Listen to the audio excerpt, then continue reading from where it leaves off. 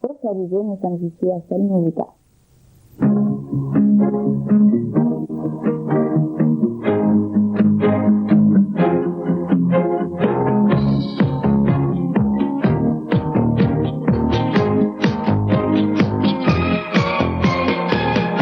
Déjà, j'ai commencé le chant à l'âge de 13 ans. C'est la danse que j'ai commencé à l'âge de 4 ans. Et je suis la seule dans ma famille à avoir chanté.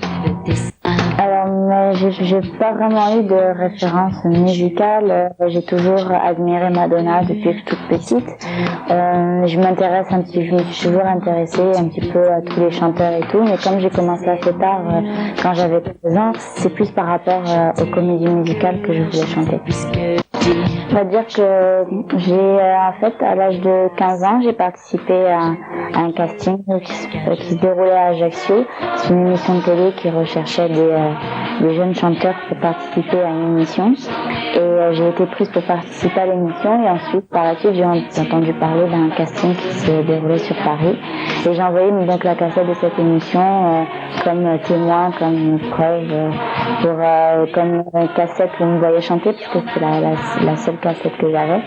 Et c'est comme ça que j'ai rencontré Mylène Laurent, mais je pense que c'était plus un coup de chance parce qu'il y avait quand même il y a beaucoup de monde qui aimerait faire ce métier et je pense qu'il y a beaucoup de chance.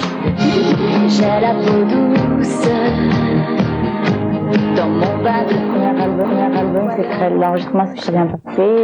C'est fait avec Mylène Farmer et Laurent Boutonnat comme pour le deuxième album. Et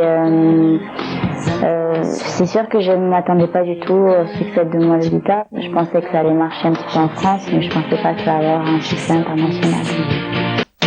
Bien sûr que sur Moi Lolita, c'est un mini-film.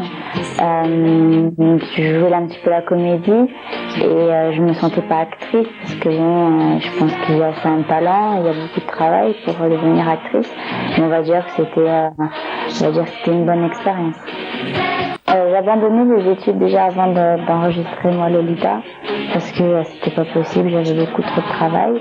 Et puis après le succès du premier album, j'ai enregistré mon deuxième album, j'ai continué à travailler, je suis retournée chez moi à Ajaccio. Mais je suis contente de la vie que j'ai et je suis ravie d'être là et je regrette rien de tout ce que j'ai fait depuis le début. Mon Quand on veut sortir le deuxième album, c'est sûr qu'on se pose beaucoup de questions parce que c'est le grand retour et les gens nous attendent au tournant et on s'imagine, on se demande si ça va plaire, si ça va pas plaire. Je voulais pour ce deuxième album quand même une évolution, pas un gros changement, mais j'espère que le public appréciera cette évolution et je me demandais si ça avait trop changé, si ça avait pas assez changé, parce qu'après le public ne s'y retrouve plus, donc c'est sûr qu'on se pose beaucoup de questions avant que le deuxième album sorte. Comme pour le premier album, j'ai eu mon mot à dire. Si j'avais des chansons dont j'avais pas envie de chanter ou des thèmes dont j'avais pas envie d'aborder, je le disais, c'était le même travail que pour le premier album. Et au niveau des choix de musique, j'ai choisi celle qui me plaisait le plus. Et au niveau des paroles, au niveau des thèmes, Mylène s'est inspirée un petit peu de ma vie pour écrire les paroles. J'ai la peau douce dans mon bain de mousse. Je brûle à l'ombre des bombes. En fait, dans cette chanson, je dis que je suis dans mon bain de mousse et que je suis bien et que j'en ai marre des personnes qui sont à l'extérieur parce que ils voient la vie tout en noir et profitent pas de la vie. Et moi, je suis dans mon bain et je profite à fond de la vie. En fait, l'image du clip, c'est que je suis un poisson rouge dans son bocal. Et en fait, le tournage s'est bien passé. J'étais dans une grande cage en verre. J'étais enfermée donc pendant toute une journée dans une cage en verre. J'avais 2 échelles pour pouvoir y rentrer. Et puis au niveau de l'eau était glacée. Donc pendant 7 heures, j'ai eu de l'eau glacée sur moi. Mais sinon, c'était une bonne expérience comme chaque clip. Tout est délice, ici, délit docile. Je fais la liste des choses qui m'indisposent. Enfin, en fait, les deux versions, au niveau des paroles, ça veut dire à peu près la même chose. Au niveau de la voix, j'ai rien changé enfin, j'ai pas fait exprès de changer la voix. Quand on chante en français, quand on chante en anglais, les intonations ne sont pas les mêmes, donc c'est sûr qu'il y a une petite différence, mais il n'y a pas quand même un gros changement. Et pour la version anglaise, en fait, j'ai pris des cours de diction que les personnes étrangères puissent quand même mieux comprendre.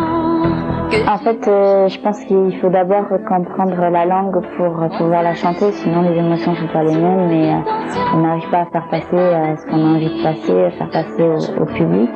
Et donc si un jour j'ai le temps de me mettre à l'espagnol, de pouvoir le comprendre et le parler, peut-être qu'un jour je chanterai en espagnol. J'ai jamais eu l'occasion de monter sur scène parce qu'en fait, mon premier album, j'avais 10 chansons, on ne peut pas tenir tout un spectacle. Donc en fait, à partir du mois d'août, je serai à l'Olympia à Paris, à partir du mois d'octobre, en tournée en France et peut-être, j'espère, en Europe. J'en ai marre de ceux qui pleurent, qui me brûlent, j'en ai marre d'en avoir marre. Donc en fait, quand je retourne à Ajaccio, je vois toujours mes amis, je vais toujours en boîte de nuit, je fais du shopping. Donc en fait, c'est peut-être le fait d'avoir la chance de vivre encore chez moi à Ajaccio, de partir sur Paris pour travailler, que j'ai la chance de pouvoir rester comme avant, comme toutes les jeunes filles qui vivent. Je suis très superstitieuse, donc j'ai du mal à me projeter dans l'avenir et savoir ce que je ferai. On va dire pour un futur proche, ça sera la promotion du deuxième album. Et donc après entamer la tournée et partir sur les routes de France et d'Europe.